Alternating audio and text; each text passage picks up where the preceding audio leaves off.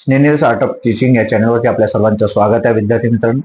विद्यार्थी मित्रांनो, मुख्यमंत्री युवा कार्य प्रशिक्षण योजना म्हणजेच लाडका भाऊ योजना या संदर्भाने आपण व्हिडिओ बनवतो आहेत. विद्यार्थी मित्रांनो, आपल्याला महत्वाचं एक सांगू इच्छितो की जे आपण 2 मोर्चे केलेले आहेत, नंतर आपण आंदोलन केले आहेत, सोबतच आपल्याला तुकाराम महाराज किंवा इतर जे आहेत म्हणजे आपले राठोडजी हे आपल्याला मदत करत आहेत, नेतृत्व करत आहेत.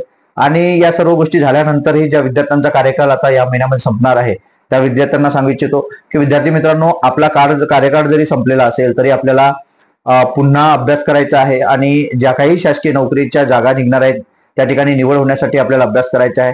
ज्या विद्यार्थ्यांचं लग्न झालेलं आहे, जे विद्यार्थ्यांचं लग्न झालेलं नाहीये त्यांनी अभ्यास करायचा, लग्न झालेल्या विद्यार्थ्यांनी प्रयत्न करायचा आहे.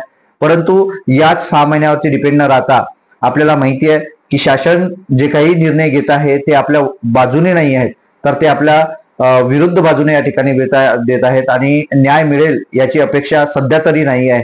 कारण याला वेळ लागणार आहे विद्यार्थी मित्रांनो. कारण फक्त 3 ते 4 महिन्यामध्ये आपण आंदोलन आणि सर्व गोष्टी करतो आहे, यावरती थोडा विचार करावा लागेल. आणि जे काही युट्यूब चॅनल्स असतील किंवा इतर व्यक्ती असतील जे आपल्याला मदत करणारे आहेत, आपल्या बाजूने विचार करणारे आहेत, ते सकारात्मक या सर्व गोष्टी करण्याचा प्रयत्न केला असेल. मी असेल, गुरुजन चॅनलवाला असेल किंवा देवडे सर असेल, इतर जे काही काम करणारे जे व्यक्ती असतील ते आपल्या बाजूने कायमस्वरूपी काम करत आलेले आहेत. तर त्यांना शुभेच्छा. ही अपेक्षा आहे की जे काही तुटपुंजा कारभारावरती आपल्या ग्रामीण भागातील विद्यार्थी काम करत आहेत, 1,10,000 विद्यार्थी काम करत आहेत, त्यांच्या हाताला काम मिळावं, 50% विद्यार्थ्यांना काम मिळावं, ही अपेक्षा सर्वांनी अपेक्षा लावून धरलेली होती.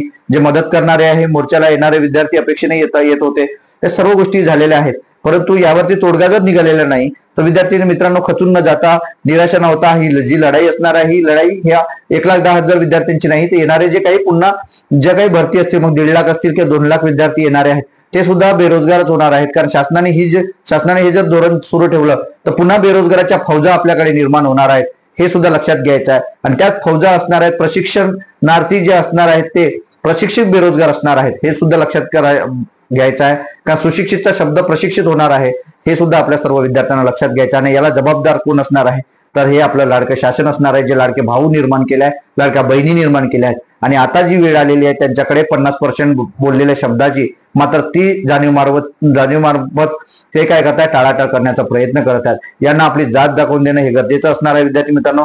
कारण आपण युवा वर्ग जे असणार आहोत, तो युवा वर्गच महाराष्ट्रामध्ये सर्वात जास्त आहे, तसेच भारतामध्ये सुद्धा सर्वात जास्त युवा वर्ग असणार आहे, हे सुद्धा लक्षात घ्यायचं आहे.